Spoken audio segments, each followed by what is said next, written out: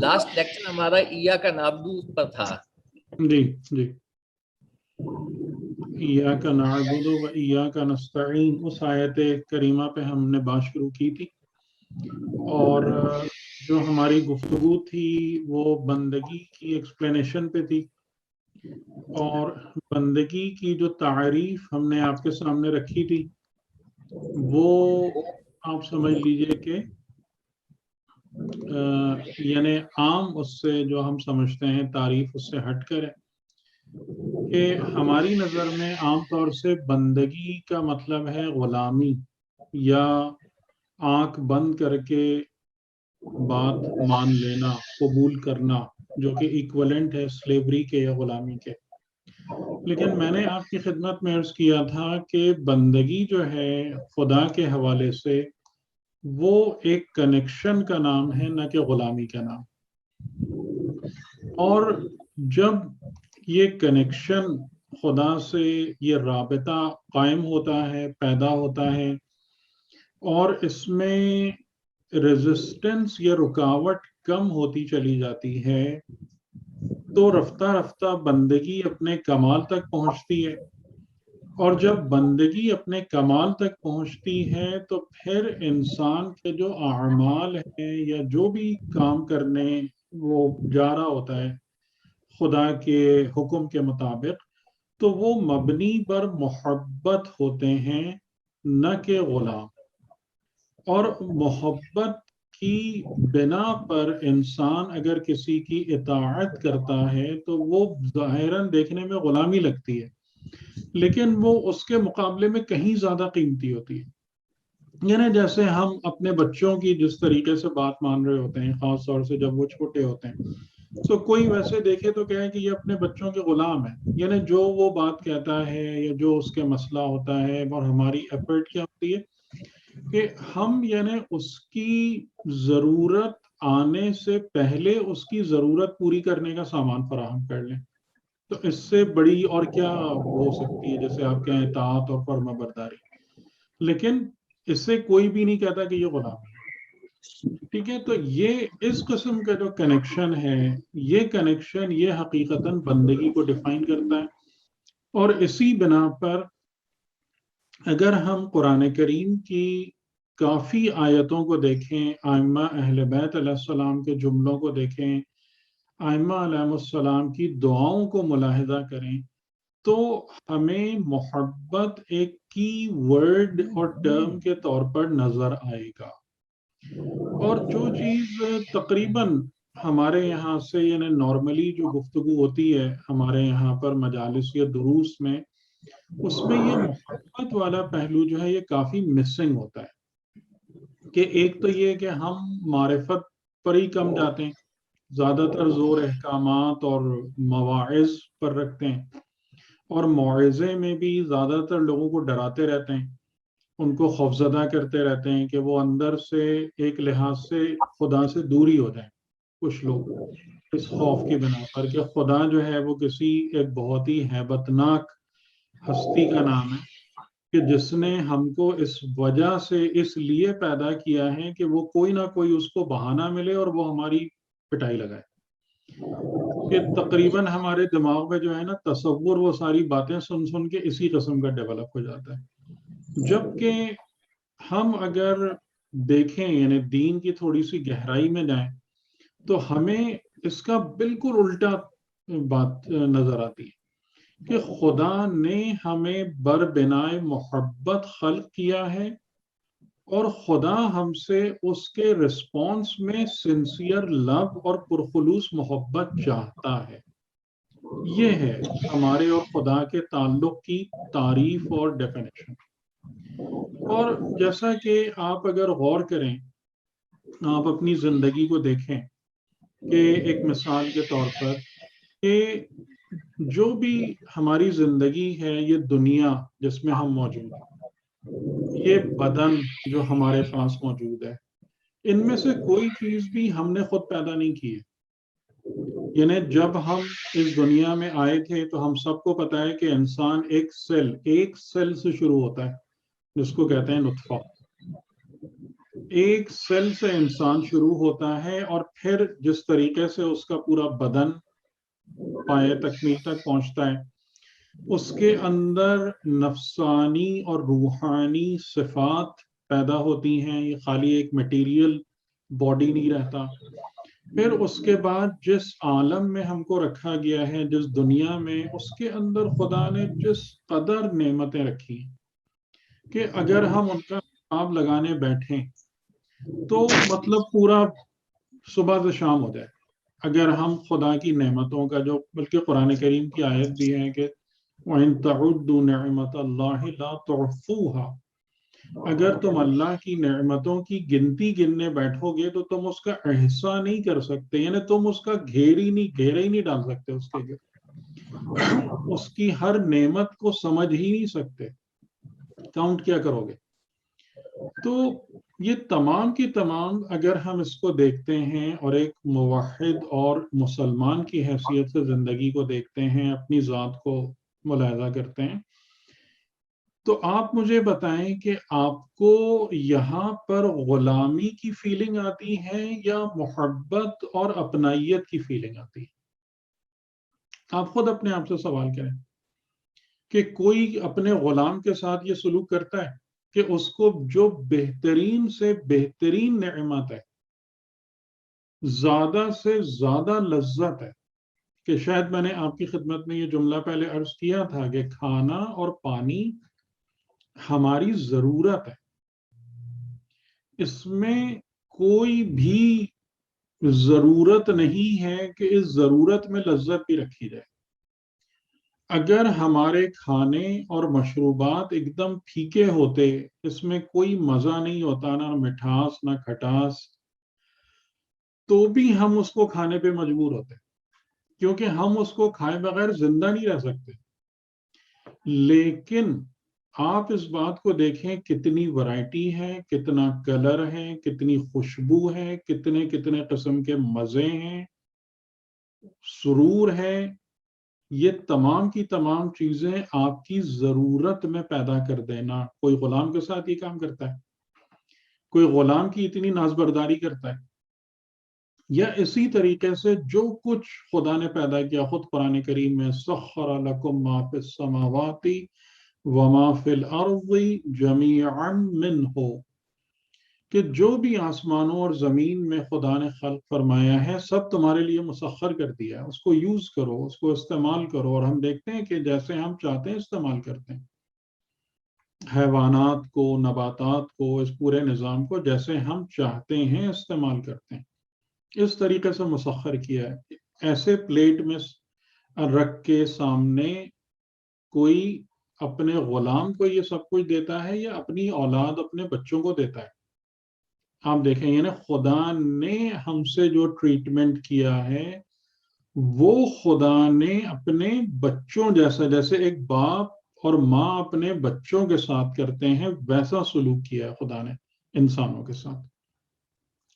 تو اس سے ہم کو یہ بات، یعنی ان تمام مشاہدات کے بعد ہم کو یہ بات سمجھ میں آتی ہے کہ جو بندگی کا تعلق ہے، یعنی خدا اور بندے کی جو ریلیشن شپ ہے، وہ غلامی والی نہیں ہے، بلکہ اس طرف سے محبت ہے اور جواب میں بھی محبت مانگی گئی ہے.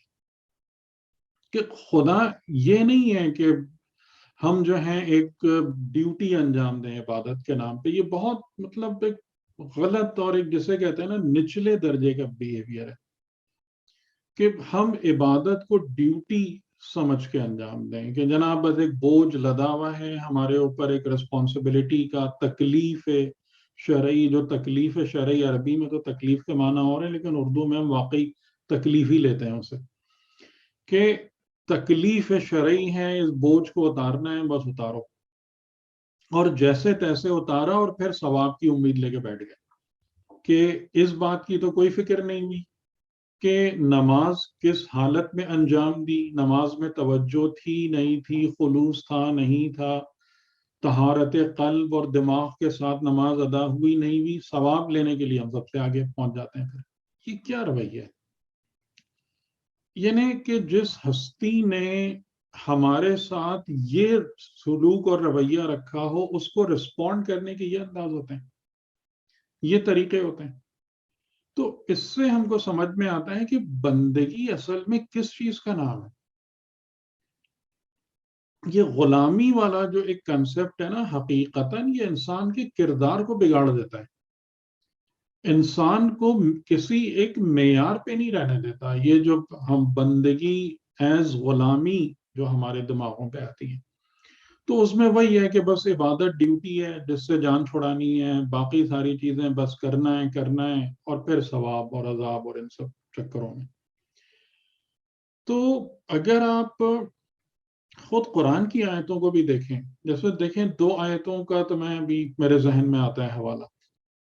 ایک سورہ بقرہ کی آیت ہے، الذین آمنوا اشد حبا للہ، کہ وہ لوگ جو ایمان لائے ہیں، اشد یعنی شدید، شد مضبوط، اشد بہت زیادہ مضبوط ہے، بہت زیادہ شدید ہے. کس میں؟ حبا للہ، اللہ کی محبت میں. یعنی اس کا مطلب یہ ہے کہ مومن جب اپنے ایمان کی راہ میں بڑھتا ہے تو محبت خدا کے راستے سے بڑھتا ہے. وہ خدا کو ایک ایسی ہستی کے طور پر دیکھتا اور پاتا ہے کہ جو لائق محبت ہے. اور جیسا میں نے آپ کو آج کی گفتگو کے شروع میں کچھ اشارے دیے کہ آپ اگر اس حساب سے دیکھیں خدا کی نعمتوں اور خدا کے سلوک کو اپنے ساتھ اس میں غور و فکر کریں تو آپ کے اندر محبت پیدا ہوگی. وہ والی کیفیت ختم ہوگی کہ جو عام طور سے ہمیں دامنگیر رہتی ہے، کہ جس میں ہم خالی عذاب ثواب کے اس میں لگے رہتے ہیں. اس سے ہم باہر آئیں گے، ہمیں سمجھ میں آئے گا کہ جو امام علیہ السلام بیان فرما رہے ہیں کہ اصل عبادت آزاد بندوں کی عبادت ہے، جو خدا کو لائق بندگی سمجھ کر عبادت کرتے ہیں، جو اللہ کی محبت میں عبادت کرتے ہیں، اصل وہ ہیں. باقی یہ مجبوری کے کام ہے کہ جو جنت، جس میں جنت، جہنم اور اس قسم کی چیزوں کی بنیاد پر انسان کوئی بھی دینی کام یا فریضے کو انجام دے رہا ہوتا ہے.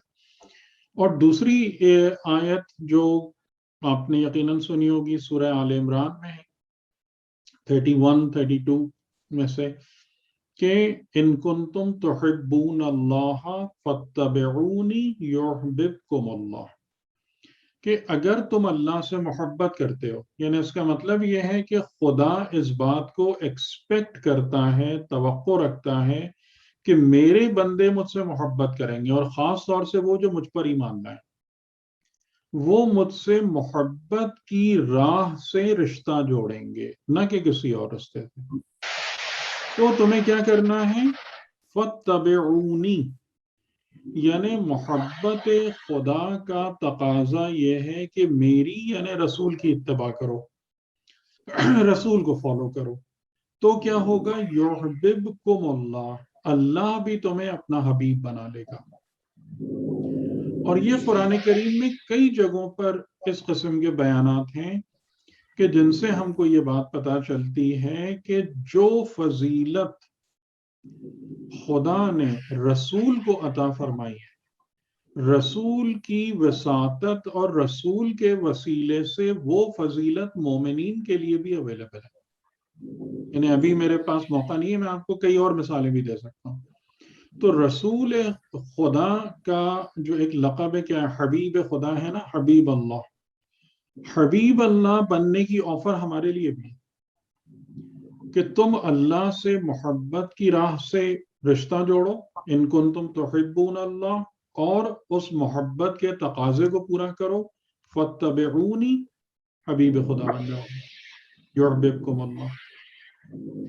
تو یہ جو نصاب ہے دین کا، یہ سلیبس، یہ عام طور سے ہم کم پڑھتے ہیں اور اس پر ہم کم توجہ دیتے ہیں کہ دین. اور اسی طریقے سے چھٹے امام کا ایک جملہ ہے کہ حل الدین الا الحب، کہ کیا دین محبت کے سوا بھی کسی اور چیز کا نام ہے. یعنی انسان دین سے قریب ہوتا ہے تو محبت کی بنیاد پر، انسان دین سے دور ہوتا ہے تو محبت کی بنیاد پر، یعنی محبت غیر خدا، محبت دنیا دین سے دوری کا سبب ہے. جو رسول خدا نے فرمایا حب الدنیا رأس کل خطیئت، کہ محبت دنیا، حب دنیا ہر خطا اور ہر گناہ کا سر ہے. وہیں سے شروع ہوتا ہے، حب دنیا سے گناہ اور خطاؤں کے سلسلے شروع ہوتے ہیں. تو محبت ہی کی بنا پر انسان دین سے دور ہوتا ہے اگر دنیا کی محبت ہو، اور محبت ہی کی بنا پر انسان دین کے رستوں میں آگے بڑھتا ہے اگر خدا کی محبت ہو.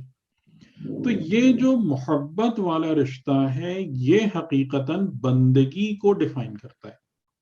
یہ بندگی، کہ بندگی کنیکشن، بندگی خدا سے وصال، بندگی خدا سے رابطے میں آنا بر بنائے محبت. اور پھر یہ محبت انسان کو مطلب اس جگہ پہ لے جاتی ہے کہ جب انسان اپنے محبوب کی کہ ہر اشارے پر اپنی جان دینے کو تیار رہتا ہے، تو اب آپ اس کو غلامی نہیں کہہ سکتے. وہ غلامی نہیں ہے بلکہ وہ پیور لو ہے. ٹھیک. اچھا، دوسری بات جو میں نے اس آیت کے حوالے سے آپ سے عرض بھی کی تھی، جو سورہ والذاریات کی آیت ہے کہ وَمَا خَلَقْتُ الْجِنَّ وَالْإِنسَ إِلَّا لِيَعْبُدُونَ، کہ اس میں عبادت کے لیعبدون کا ترجمہ عام طور سے ہم عبادت کرتے ہیں، لیکن اس بات کو سمجھنا ضروری ہے کہ عبادت بندگی کے بعد آتی ہے، اور عبادت بندگی کے اظہار کا نام ہے اپنے حرکات و سکنات و خیالات اور رویوں سے. اس عبادت کی تعریف کو بھی ذہن میں رکھیے گا سنبھال کے، کہ اگر یعنی عبادت کسی سیٹ آف ریچولز اور کسٹمز یا ٹریڈیشنز کو فالو کرنے کا نام نہیں ہے، ولو وہ ٹریڈیشنز جو ہیں وہ دینی کیوں نہ ہو. یعنی ہم نماز کو ایک عادت بنا لیں، ہم جو ہیں حج کو ایک پکنک کے طور پہ کر لیں، ہم عزاداری کو ایک شو کے طور پہ کر لیں، اس کا عبادت سے کوئی تعلق نہیں. عبادت کی تعریف کیا ہے؟ عبادت بندگی کے مینیفیسٹیشن اور ایکسپریشن کا نام ہے، کہ جب آپ کی، اور اسی وجہ سے یعنی آپ دیکھیں اسی بنا پر عبادت کا جو معیار ہے، عبادت کی کوالٹی، عبادت کا اجر، عبادت کا ثواب، وہ ہر انسان کے لیے الگ الگ ہے. آپ اس بات کو مانیں گے یا نہیں مانیں گے کہ ہر انسان، یعنی آپ نماز جماعت میں جا کے کھڑے ہوتے ہیں، 40 50 100 آدمی اس جماعت میں شریک ہوتے ہیں، لیکن اگر ہم دیکھنے کے قابل ہوں کہ جیسا کہ امام علیہ السلام نے بیان فرمایا کہ ہر انسان کی نماز، اگر نماز ہے تو اپنے مقام سے بلند ہوتی ہے، یعنی عروج کرتی ہے الی اللہ، کیونکہ نماز جوہر بندگی کا، اس میں سب سے زیادہ جس عبادت میں بندگی کا جوہر جھلکتا ہے وہ نماز ہے. تو انسان کی نماز عروج کرتی ہے، اپلفٹ ہوتی ہے، بلند ہوتی ہے خدا کی طرف. اور جو رسول خدا نے فرمایا کہ الصلاۃ معراج المؤمن، کہ اگر انسان واقعاً مؤمن ہے تو معراج تک پہنچتا ہے اپنی وہ حالت نماز میں. لیکن اگر ہماری باطنی آنکھ کھلی ہو اور ہم اس کو، اس حقیقت کو جو بیونڈ دا میٹر ہے دیکھنے کے قابل ہوں، تو ہم دیکھیں گے کہ یہ جو 100 آدمی کھڑے ہیں ان میں سے کسی کی نماز تھوڑا سا اوپر جاتی ہے، کسی کی ملکوت تک جاتی ہے، کسی کی نماز سرے سے بلند نہیں ہوتی، اور کسی کی نماز وہ ہوتی ہے کہ جو پرانے کپڑے کی طریقے سے لپیٹ کر فرشتے اس کے منہ پہ مار دیتے ہیں. یہ کیا ہے؟ یہ کیسے ہو رہا ہے؟ اگر آپ ظاہراً دیکھیں تو سب کے سب ایک ہی کام کر رہے ہیں. اگر آپ ظاہری عمل کا جائزہ لیں، اگر آپ ظاہری عمل کی بات کریں تو سب لوگ ایک ہی کام کر رہے ہیں. وہی تکبیر ہے، قیام ہے، قعود ہیں، سجدے ہیں، تشہد ہے، سلام. کس نے کون سی بات ڈفرینٹ کی؟ لیکن پھر اتنا زیادہ فرق کس چیز کی وجہ سے آ رہا ہے؟ یہ آ رہا ہے بندگی کی کوالٹی کی وجہ سے، کہ جو عبادت تم نے انجام دی اس کی روٹ میں، اس کی جڑ میں، اس کے تہ میں بندگی کا جوہر کتنا خالص تھا، کتنا مضبوط تھا، اس بنا پر۔ اور اسی وجہ سے اگر یہ تعریف آپ عبادت کی سمجھ لیں گے تو پھر اس بات کو بھی سمجھنا آسان ہو جائے گا کہ مومن کا ہر عمل عبادت ہے۔ کیوں ہر عمل عبادت ہے؟ اس لیے کہ مومن کا ہر عمل اس کی بندگی کا اظہار ہے۔ وہ کسی بھی حالت میں اپنی بندگی سے باہر نہیں آتا ہے۔ وہ بازار میں ہے تو عبد خدا ہے، وہ اپنے دفتر میں ہے تو بندہ خدا ہے، وہ اپنے گھر میں ہے تو بندہ خدا ہے، حالت نماز میں ہے تو بندہ خدا ہے۔ تو ہر جگہ پر جو اس کی صفت بندگی ہے کسی بھی جگہ پر اس سے جدا نہیں ہوتی، اور وہ جس مقام پر بھی عمل کرتا ہے تو وہ اپنی بندگی کے تقاضوں کو مد نظر رکھتے ہوئے کرتا ہے۔ یعنی بازار میں حرام کام نہیں کرے گا۔ اگر کسی حرام چیز کی جس کے سامنے آ جائے گی یا کوئی نامحرم خاتون سامنے آ جائے گی تو اس کی بندگی اسے مجبور کرے گی کہ اپنی نظریں ادھر سے ہٹاؤ، اس طرف نہ دیکھو، اس طرف متوجہ نہ ہو۔ یا اگر کوئی حرام بات کانوں میں آئے گی غیبت یا گالم گلوچ کی شکل میں، تو فوراً وہ اپنے کانوں اور اپنی سماعت کو وہاں سے بند کرے گا کہ میری بندگی کا یہ تقاضا نہیں ہے کہ میں اس قسم کی گفتگو سنوں۔ تو یہ جو انسان ہے ایسا مومن ہے کہ جس کے اندر بندگی کی صفت اب پیدا ہو چکی ہے۔ یہ بندگی کی صفت اسے ہر حال میں عابد بناتی ہے۔ وہ کہیں بھی ہو، وہ 24 گھنٹے ہر لمحے ہر سیکنڈ میں عبادت گزار ہے۔ کیوں؟ اس لیے کہ صفت آپ سے کبھی جدا نہیں ہوتی۔ عبادت کی حالت میں ظاہراً آپ کبھی ہوتے ہیں کبھی نہیں ہوتے۔ آپ 24 گھنٹے نماز نہیں پڑھ رہے ہوتے، یا 24 گھنٹے جو ہمارے فروع دین میں جو عبادتوں کی لسٹ ہے آپ ان کاموں کو نہیں کر رہے ہوتے۔ تو آپ اس کی بنا پر یہ کہیں گے کہ جناب میں تو عبادت نہیں کر رہا۔ نہیں، آپ اگر مومن ہیں تو آپ ہر حال میں عبادت کر رہے ہیں۔ آپ کی ہر سانس عبادت ہے، آپ کی ہر نگاہ عبادت ہے، آپ کا سونا عبادت ہے، آپ کا اٹھنا عبادت ہے۔ ٹھیک؟ کیونکہ صفت کی جو سب سے بڑی صفت ہے کہ وہ آپ کی جان کے ساتھ متحد ہو جاتی ہے۔ وہ آپ اور وہ ایک ہو جاتے ہیں، وہ آپ کو چھوڑتی نہیں ہے کبھی۔ اور اسی طریقے سے نعوذ باللہ بری صفات بھی، یعنی کہ اگر خدا نخواستہ کسی میں ریاکاری آ جائے، تکبر آ جائے، حسد آ جائے، تو اس کی نمازیں بھی کیا ہیں؟ لعنت ہیں اس کے لیے۔ اس کی نمازیں عبادت نہیں ہیں، ان صفات کی وجہ سے کہ جو اس نے اپنے نفس میں پیدا کر رکھی ہیں۔ تو یہ بندگی اور عبادت کی جو ڈیفینیشن ہے اور ان کی آپس میں جو ریلیشن شپ ہے نا، اس کو سمجھنا بہت ضروری ہے، ورنہ ہم پوری زندگی دھوکے میں مبتلا رہتے ہیں اور غلط سمت میں دیکھتے رہتے ہیں عبادت کے حوالے سے۔ اور اس میں جو پرابلم ہوتی ہے کہ وہ ہم اصل بات یعنی بندگی کو تو اگنور ہی کر دیتے ہیں، کہ وہ تقریباً کوئی اتنی خاص اہمیت والا معاملہ ہمارے لیے رہتا نہیں ہے، وہ اگنور ہو جاتا ہے۔ ٹھیک ہے؟ تو اس کو سمجھیے اچھے طریقے سے۔ اور اسی بنا پر دعا کا بھی جو مطلب ہے کہ دعا بھی ریلیٹ کرتی ہے بندگی سے۔ ٹھیک ہے؟ عبادت اور دعا دونوں ریلیٹ کرتے ہیں بندگی سے۔ اور دعا کا بھی حقیقی جو معنی ہے وہ اپنی حاجت پیش کرنا نہیں ہے، بلکہ دعا کا حقیقی معنی تقرب الہی کی خواہش اور تمنا کرنا ہے۔ اس کو دعا کہتے ہیں۔ ٹھیک ہے؟ اور ہم اسی غلط فہمی کا شکار رہتے ہیں کہ جناب میری دعا قبول نہیں ہو رہی، میری دعا قبول نہیں ہو رہی۔ کیا دعا قبول نہیں ہو رہی؟ میں نے خدا سے یہ مانگا تھا، وہ مانگا تھا، اس چیز کی طلب کی تھی۔ اس کو دعا کہتے ہی نہیں ہے۔ اس کو قرآن کریم نے دعا کہا ہی نہیں.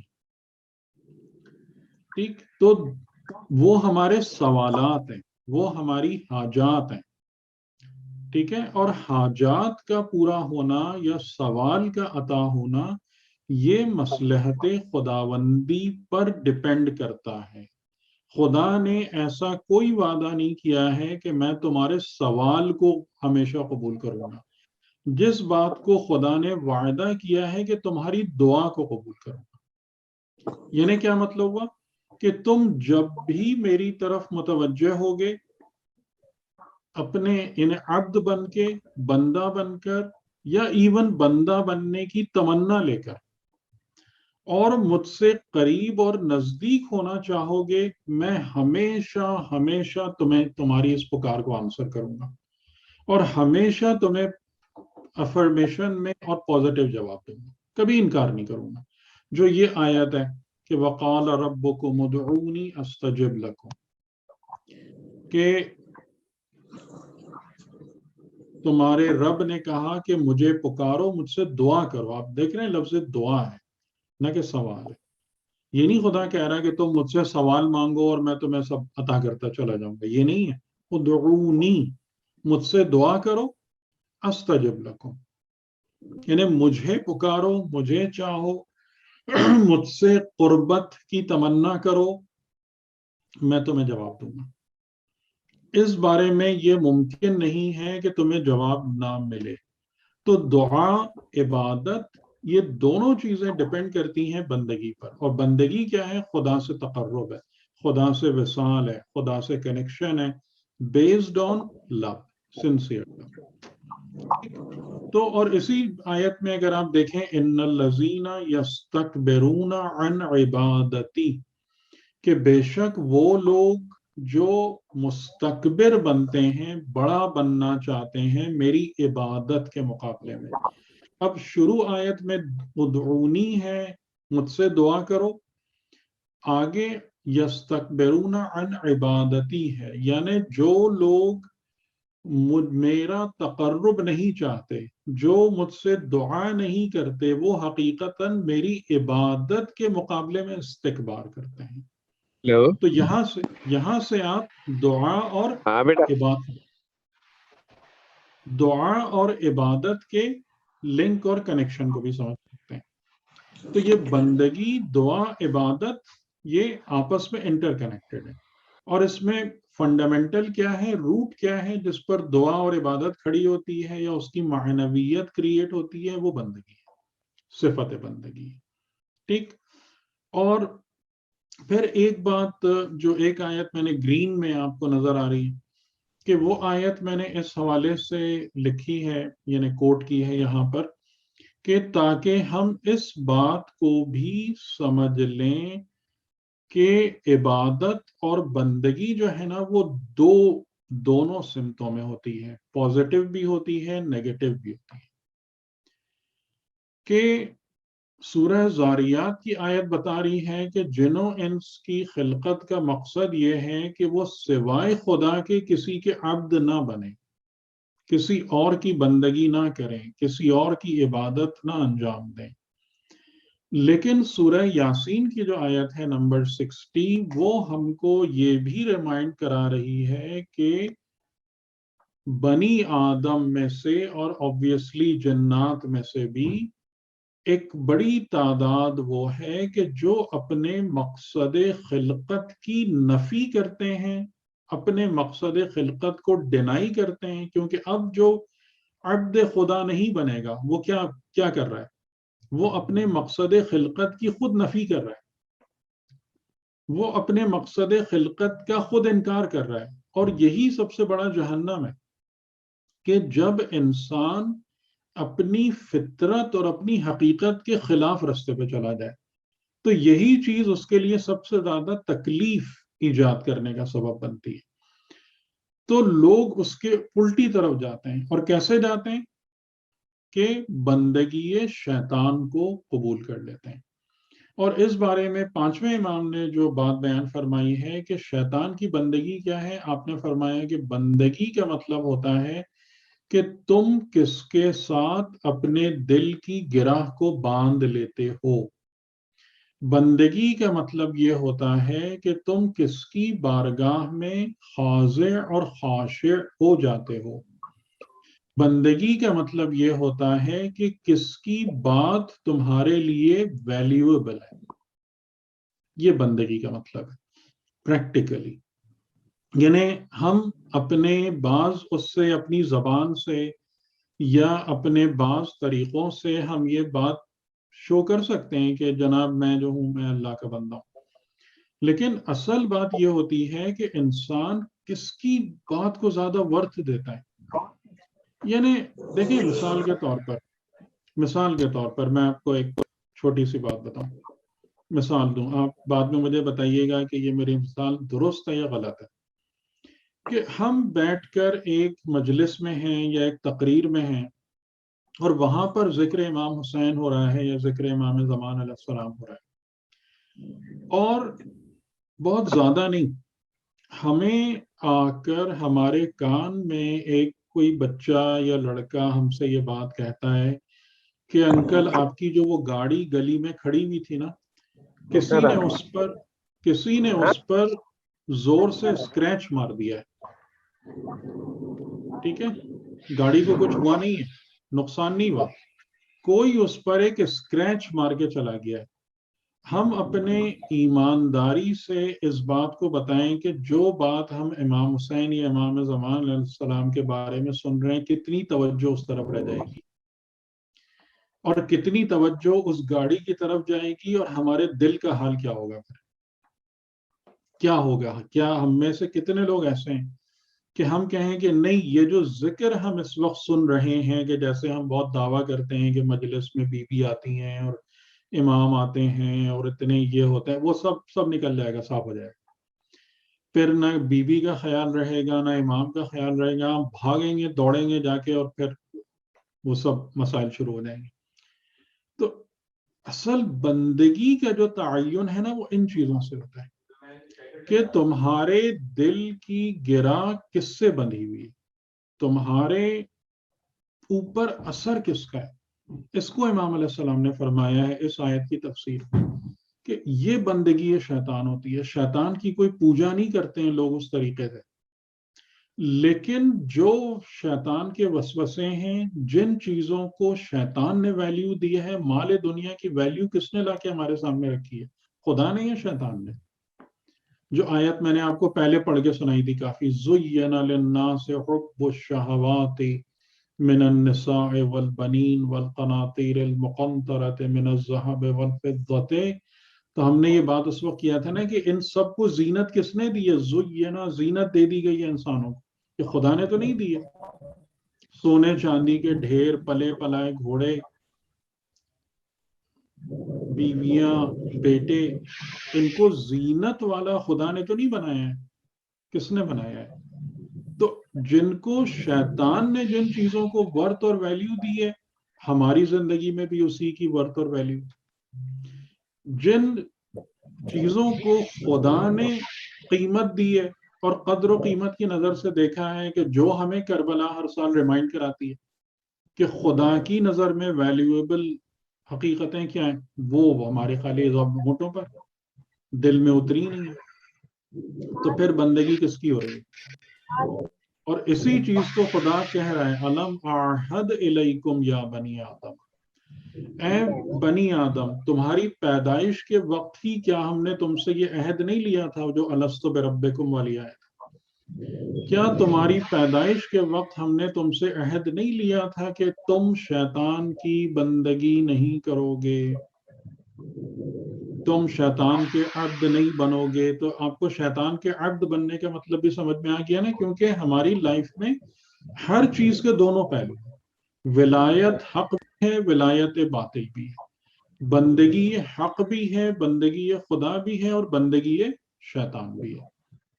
تو ہم ایک ایسے رستے پر چل رہے ہیں، پل صراط پر، جہاں پر دونوں جگہ موجود ہیں، دونوں معاملات ہمارے سامنے، کہ ہم یہ نہیں کہنا چاہیے کہ ہم ولایت میں ہیں.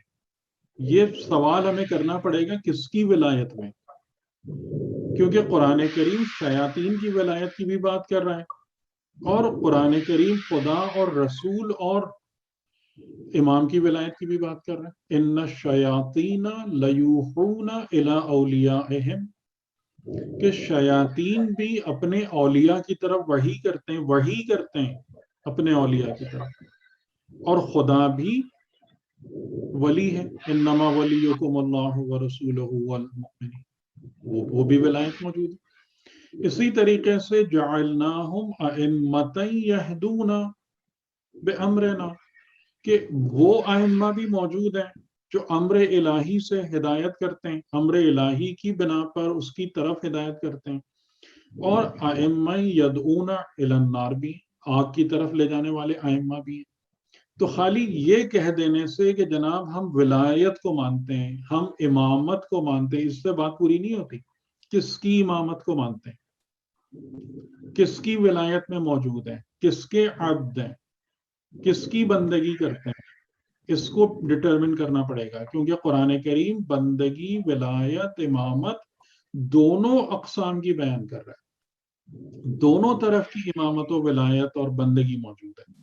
ٹھیک ہے، تو اس کو ہمیں سمجھنا ہے کہ ان پہلوؤں کو. تو انشاءاللہ مجھے امید ہے کہ اس حوالے سے کہ یہ بندگی اور عبادت، اور خاص طور سے بندگی کی تعریف اور اہمیت آپ حضرات کی نظر میں واضح ہو گئی ہوگی.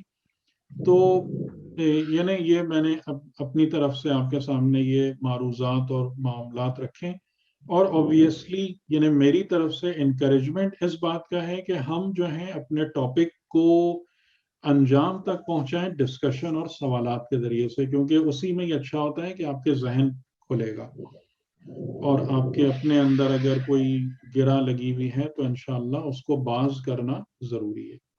اللہم صلی علی محمد و آل محمد.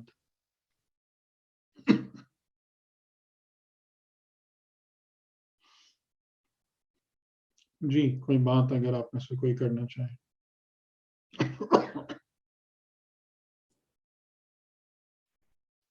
ایک سوال ہے، آپ نے کہا ہے دعا کا مطلب اللہ سے رابطہ رکھنا، اللہ کے قربت چاہنا اور چاہنا، طلب کرنا. جی اللہ کی توبہ کرنا. اور یہ جو ہماری حاجات ہوتی ہیں، جو ہم اپنی ضروریات بیان کر رہے ہوتے ہیں، یہ سوال ہے. یہ سوال ہوتے ہیں. جی. اور یہ اس کا قبول ہونا نہ ہونا یہ مشیت الہی پر ہے، اس کی اپنی حکمت ہے. مصلحت پر مصلحت ہے، مصلحت پر ہے، اس کی مصلحت پر ہے کہ وہ جو چاہے، جس کو چاہے جو دے، جس کو چاہے نہ دے. ہاں مصلحت ہمیں پتہ ہے، وہ مصلحتیں بھی بیان ہو سکتی ہیں، مطلب وہ بھی کوئی بہت بڑا سیکرٹ نہیں ہے. ہاں یعنی جیسے دیکھیں میں آپ کو سب سے بڑی مصلحت بتاؤں کہ خدا مومن، اچھا ہمارے سوالات جو بھی ہیں وہ بیسیکلی دنیاوی زندگی سے ہی متعلق ہوتے ہیں نا، وہی سوالات ہیں نا، زیادہ تر، جی زیادہ تر. دنیاوی زندگی سے ہی متعلق ہیں. تو خدا مومن کی، بندہ مومن کی دنیا کو بناتا ہے اس کی آخرت کو مد نظر رکھ کے. یہ اصول ہے. بات سمجھ میں آ رہی ہے؟ ٹھیک ہے، ٹھیک ہے، سمجھ آ گئی، سمجھ آ گئی. تو اس بنا پر آپ کو چیز ملے گی، یعنی یہ مصلحت خداوندی ہے. میں کہ اگر میں جو چیز مانگ رہا ہوں وہ چیز آخرت میں میرے کام کی ہے تو مل جائے گی، بالکل اور نہیں ہے تو نہیں ملے گی. نہیں ہے تو نہیں. اور اس کا علم اللہ کو ہے.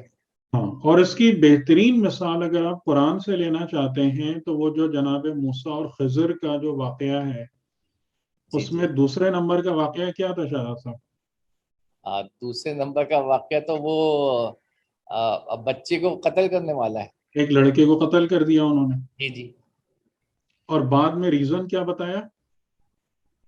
ہاں، تو بعد میں ریزن یہ تھا کہ یہ بچہ جو ہے وہ اپنے والدین کی نافرمانی کرتا، ان کو کفر کی طرف لے کے چلا جاتا. والدین کے دین کو خراب کرتا. ہاں، والدین کے دین کو خراب کرتا، بالکل. ٹھیک ہے.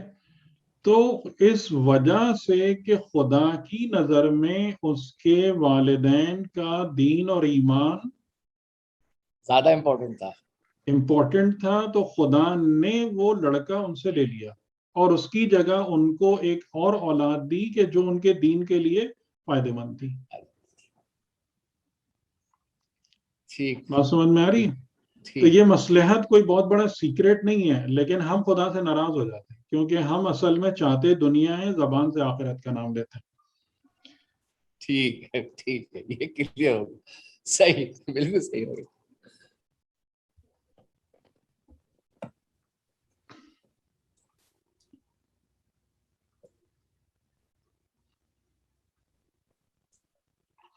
جی تو آپ میں سے یہ مجھے بتائیے کہ آپ لوگ ان ڈیفینیشن سے ایگری کر رہے ہیں نہیں کر رہے؟ یا یہ بھی ہو سکتا ہے کہ آپ کو پہلے سے پتا ہوں، یہ ضروری تو نہیں ہے کہ یہ بالکل نئی انفارمیشن ہو آپ کے لیے. کہیں ایسا نہ ہو کہ آپ لوگ اپنے کو میوٹ نہ کر پا رہے ہوں تو ہینڈ ریز کر دیجیے گا تو میں پھر ان میوٹ کر دوں گا. جی ماشاء اللہ، یہ جو ڈیفینیشن آپ نے دی ہے وہ جی یہ بہت ہی اچھی ڈیفینیشن ہے اور یہ عقل میں سمجھ آنے والی ڈیفینیشن ہے، اور اسی کے ذریعے سے انسان آگے بڑھ سکتا ہے اور اس کی منافقت بھی دور ہو جو سکتی میں ہے. نے تعریف آپ کے سامنے بیان کی ہے نا، یہ کنجی ہے، کنجی. اس سے آپ بہت سارے دروازے بھی کھول سکتے ہیں. یعنی بہت سارے معاملات اور مسائل جو ویسے سمجھ میں نہیں آتے ہیں اس تعریف کے ذریعے سے حل ہو جائیں گے انشاءاللہ. جی ماشاء اللہ، ایسے ہی ہے، بالکل ایسے ہی. جی اور کوئی؟ السلام علیکم سر، انجی بات کر رہی ہوں. سر یہ دعا کی بھی جو آپ نے ڈیفینیشن بتائی یہ بالکل میرے لیے نئی تھی اور اس کی وجہ سے کافی چیزیں کلیئر ہوئی ہیں. اور ڈیفینیٹلی زندگی کی بھی جو ڈیفینیشن آپ پچھلے لیکچر سے لے کر چل رہے ہیں اس کا بھی کانسیپٹ کافی حد تک اب کلیئر ہو رہا ہے. اللہ کا شکر ہے. ٹھیک، تو یعنی عبادت بربنائے بندگی ہے، ٹھیک ہے، اور عبادت کی کوالٹی بندگی کی کوالٹی پر ڈیپینڈنٹ ہے. صحیح ہے نا؟ جی بالکل ایسا ہی ہے.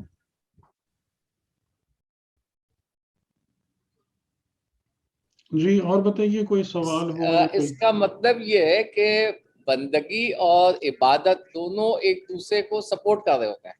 جی یعنی سپورٹ، ہاں سپورٹ کا لفظ بھی آپ کا ٹھیک ہے کیونکہ بندگی کی بنیاد پر عبادت آئے گی اور عبادت کے خلوص کی وجہ سے بندگی اسٹرانگ ہوگی. بندگی پر دونوں ایک دوسرے کے ساتھ چل رہے ہیں، پیرلل سپورٹنگ میں چل رہے ہیں. بالکل اس سے الگ نہیں ہے، مطلب اس ایک سے الگ دوسرے نہیں سے ہے. الگ کر کے ایک دوسرے کو الگ کر کے آپ نہیں دیکھ سکتے. مطلب عبادت اور بندگی، ریچوئل اور جو بندگی ہے جی اس کو آپ نے الگ نہیں کر سکتے، دونوں ساتھ ساتھ پیرلل چلیں گے.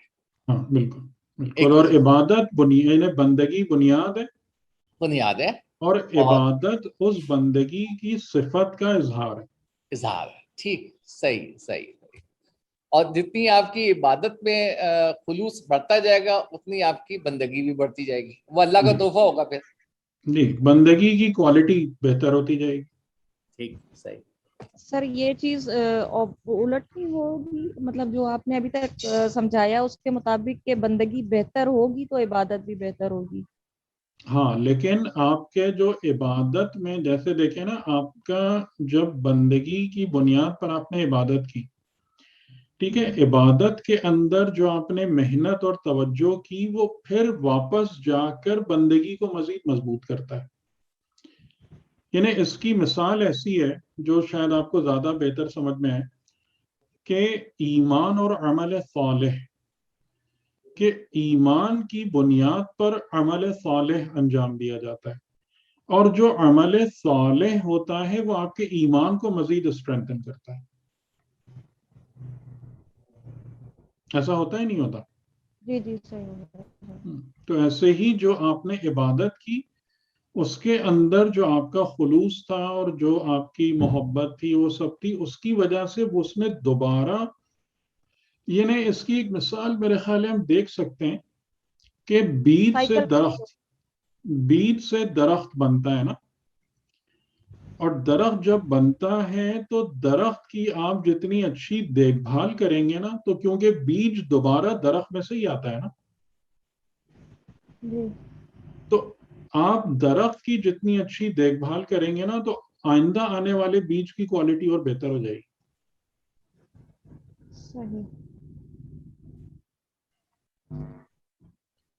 تو اس طریقے سے یعنی بندگی کی کوالٹی کیسے بہتر ہوگی کہ آپ جو بھی عبادت کر رہے ہیں اس میں زیادہ متوجہ ہوں، اخلاص اور ان سب چیزوں پہ محنت کریں جو ہم کر سکتے ہیں، تو اس کی وجہ سے پھر ہمارا، لیکن ہمارے جو سب سے بڑی غلط فہمی ہے وہ یہ ہے کہ ہم عبادت کو خالی کچھ اعمال کے طور پہ سمجھ لیتے ہیں، وہ بالکل ہی گڑبڑ معاملہ ہے۔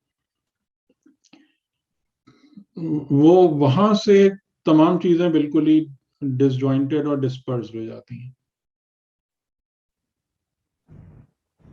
مطلب جو بندگی کی ڈیفینیشن پر پورا اتر رہا ہے وہ ہر وقت حالت عبادت میں ہے۔ بالکل بالکل، یعنی حالت عبادت کا مطلب یہ ہے کہ وہ جو بھی کام کرے گا نا وہ اپنی بندگی کی صفت کی بنیاد پہ کرے گا۔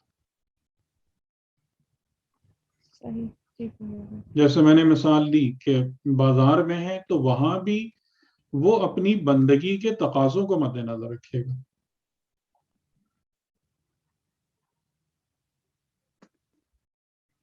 تو اس لیے وہ ہر حال میں عبادت میں مصروف ہے۔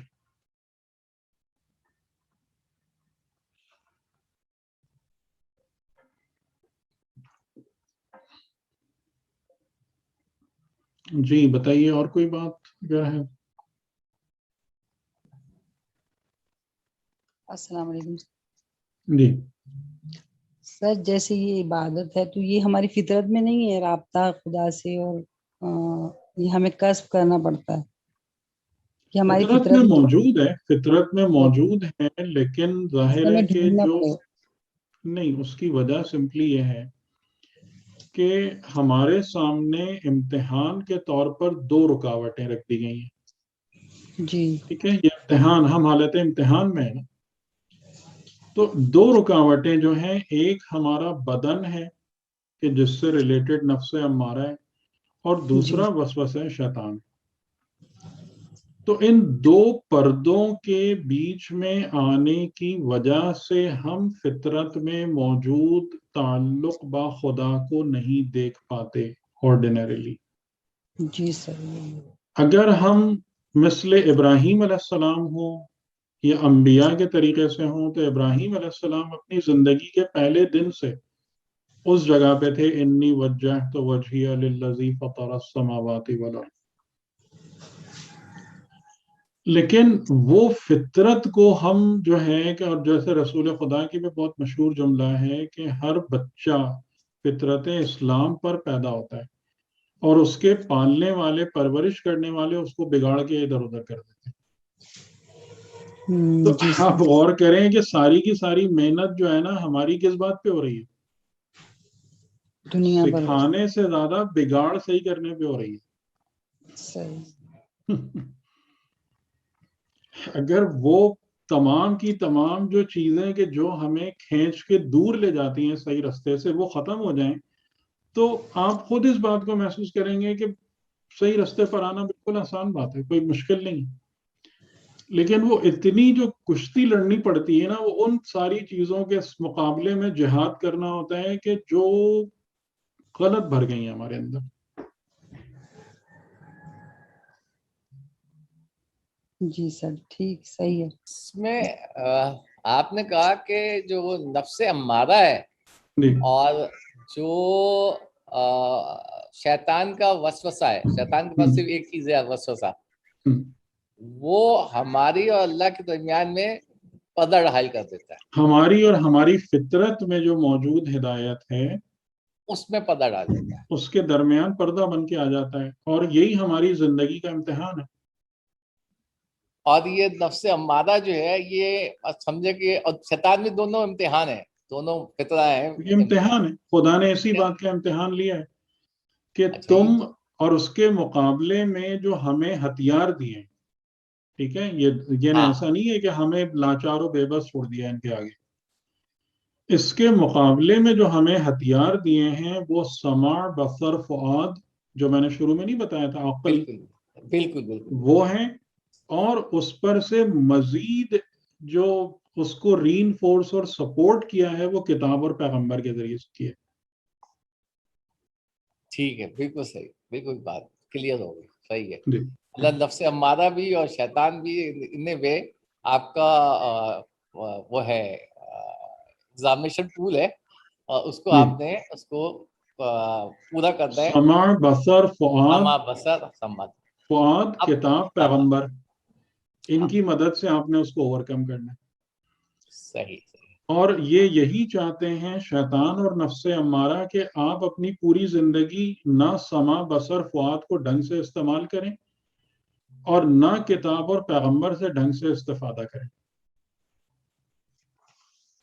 ان کی پوری کوشش یہی ہوتی ہے. اور اس کے اندر جو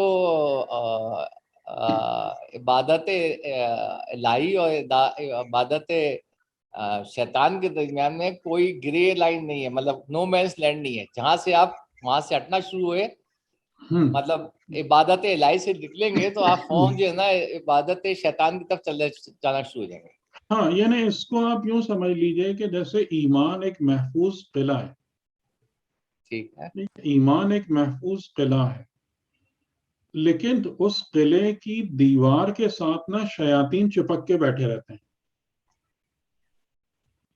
اور مسلسل اس طاق میں رہتے ہیں کہ آپ کے قلعے کی دیوار میں جہاں بھی تھوڑا سا اوپننگ ان کو ملے یا اس میں سے گھس جائیں آپ کے قلعے میں, یا نہیں تو کم از کم کوئی تیر ویر پھینک کر آپ کو زخمی کر دیں. سمجھ رہے ہیں؟ تو اس کا مطلب یہ ہے کہ وہ ایک لمحے کے لیے بھی ہماری جان اور پیچھا چھوڑتے نہیں ہیں. صحیح. تو اسی لیے میں نے مثال دی کہ وہ آپ کے قلعے کی دیوار کے ساتھ لگ کے بیٹھے ہوتے ہیں, واچ مین بنے ہوئے کہ جہاں ذرا سی اوپننگ ملی اور انہوں نے اٹیک کیا. ٹھیک ہے, ٹھیک ہے, یہ بات بالکل صحیح ہے, مطلب بالکل کلیئر سمجھ میں آ گیا. اور اس کا جو پروٹیکشن ہے وہ بھی بتا دی کہ آپ نے ایک انٹرنل دے دی, سمع بصر اور وہ فواد. سمع بصر فؤاد جو کمپنی نے مل کے عقل بناتی ہے آپ کی, عقل بنا دی, اور ایکسٹرنل جو ہے نا کتاب اور پیغمبر ہدایت دے دی. ٹھیک ہے, صحیح, یہ پورا کمپلیٹ پیکج ہو گیا. بالکل کمپلیٹ پیکج ہے کہ جس میں کتابی ہدایت بھی ہے, لکھی ہدایت بھی ہے, آپ کے اندر سے ہدایت بھی ہے, پیغمبر کی شکل میں رول ماڈل بھی ہے, سب کچھ موجود ہے.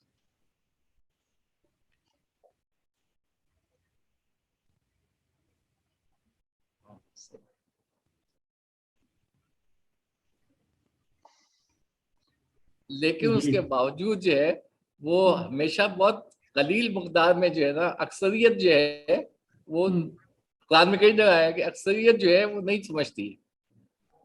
ہاں, تو یہ جملے بھی تو ائمہ علیہ السلام کے موجود ہیں نا, کہ امام علی علیہ السلام نے خطبہ قاصعہ میں فرمایا ہے کہ شیطان نے جو بھی بات کی تھی نا کہ میں اتنوں کو بہکا دوں گا, اغوا کر دوں گا, یہ ایک بڑھک ماری تھی اس نے. یعنی جیسے ہوتا ہے نا میں دنیا الٹ دوں گا, اب یہ ایک فضول بکواس بات ہے نا, کیا الٹ دوں گا, تمہارے ہاتھ میں ہے ہی نہیں کچھ. لیکن آپ یہ فرماتے ہیں کہ اس نے اتنی محنت کی, اس پر اتنی محنت کی کہ اس نے اپنی ایک ایسے دعوے کو کہ جو تقریباً بیس لیس دعویٰ تھا اس کو سچا کر دیا. اور تمہیں خدا نے اتنا کچھ تمہاری سپورٹ میں دیا ہوا تھا, یعنی خدا نے جتنا ہم کو دیا ہے ہدایت کے راستے پہ رہنے کے لیے وہ بہت زیادہ ہے اس سے کہ جو ہمیں بھٹکاتا ہے. آپ اگر غور کریں تو یہ بات ٹھیک ہے یہ نہیں ہے؟ جی بالکل. اب اس کنکلوژن کے بعد تو لگتا ہے کہ ہمارے پاس زیادہ مؤثر ہتھیار موجود ہے. بالکل. تو مطلب لیکن اس پہ بھی تم ہار گئے, اس پہ بھی تم, جس کے پاس کچھ بھی نہیں تھا اور جس کے پاس اتنا کچھ ہے اس حالت میں بھی تم ہار گئے. جو ایک امام سجاد علیہ السلام کی ایک دعا بھی ہے کہ وائے ہو اس پر جس کا 1 10 پر غالب آ جائے, یعنی جس کا 1 10 کو ہرا دے. جی सही हाँ, है, इसका जिसकी मतलब इकाई इसकी 10 इकाई, हाँ, नेकी पर एक हाँ, गुना 10। यानी कि ये उस पर इजाफा है, ये छठी चीज है, हाँ, ये छठी चीज है। ये छठी चीज है कि खुदा ये- ने ये भी कहा है कि बुराई का बदला 1:1 से ज्यादा नहीं है, और नेकी का बदला 1:10 से कम नहीं है। ये छठी सपोर्ट। छठी सपोर्ट, सही है, सही है, बिल्कुल सही कह रहे हैं।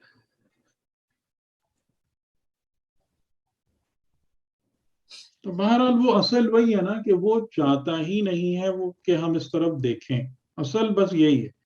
जिस दिन आप इंशाअल्लाह मुतवज्जे हो गए ना, और इसीलिए उलमा सबसे बड़ा दुश्मन इंसान का उसकी गफलत को करार देते हैं। जिस दिन इंसान बेदार हो गया, फिर ये शैतान वैतान सब इनको पैकअप करना पड़ेगा,